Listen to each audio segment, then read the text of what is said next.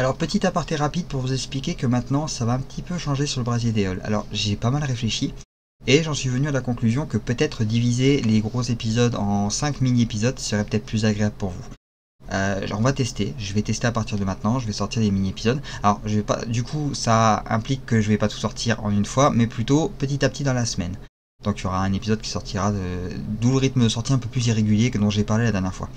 Donc j'espère que ce nouveau format va vous plaire et que ce sera plus agréable pour vous. Sincèrement, on va tester, on va voir ce que ça donne. Et je vous souhaite de passer un bon moment devant cette vidéo. Et coucou tout le monde, j'espère que vous allez bien. Aujourd'hui on se tourne vers les Pyrénées-Orientales avec des histoires vraiment sympathiques. Je ne vous ferai pas la liste cette fois et préfère vous laisser le plaisir de la découverte. Alors autant commencer dès maintenant. Installez-vous confortablement et laissez-vous bercer par ces petits contes de nos régions.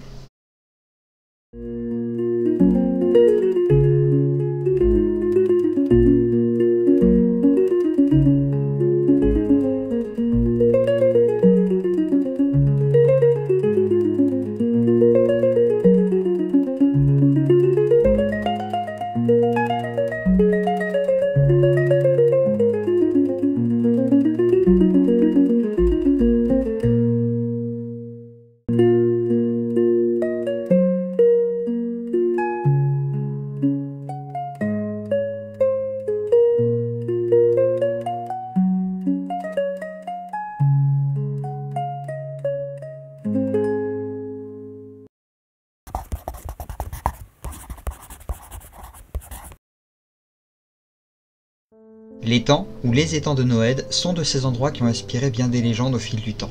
Milieu à la fois mystique et magnifique, il va de soi que nous allons donc faire un petit tour de toutes ces petites histoires. Il est dit que jeter une pierre dans l'étang noir rend son eau trouble, bouillonnante et produit des vapeurs qui appellent des tempêtes à venir. Ou encore que certaines truies pêchées auraient la fâcheuse tendance à s'enfuir de leur poêle au cours de leur friture pour s'échapper par la cheminée. On dit aussi que le palais du diable se trouverait au fond de cet étang, car une histoire nous dit qu'un seigneur local aurait vendu sa fille au diable et qu'il l'y aurait emmenée pour qu'elle s'y échappe 7 ans plus tard et témoigne de ce qu'elle a vu. Et il y a bien évidemment une dernière histoire qui va cristalliser un avertissement donné plus tôt, celle du trésor d'un seigneur local qui s'en alla pour une lointaine expédition, laissant sa nièce pour veiller sur son château, ainsi que son immense trésor bien caché.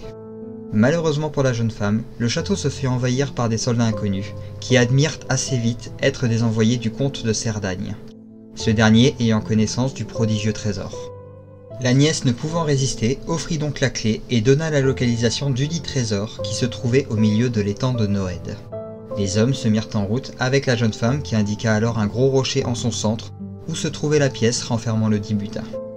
A partir de là, les soldats construisirent alors un radeau de fortune, et une fois à flot, face aux eaux noires, ils ne furent pas réellement rassurés, à tel point qu'un des soldats, de peur, lança une pierre à un oiseau, pierre qui finit à l'eau. Vous vous souvenez?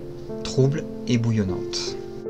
Ils parvinrent au rocher, mais ne purent prendre la totalité du trésor, et ce fut bien évidemment la tempête qui eut raison de leur avarice, entraînant leur embarcation déjà lourdement chargée par le fond. On n'a plus jamais entendu parler de ces hommes par la suite. Et voilà qui met fin à ce petit tour autour de l'étang noir, l'étang de Noëd.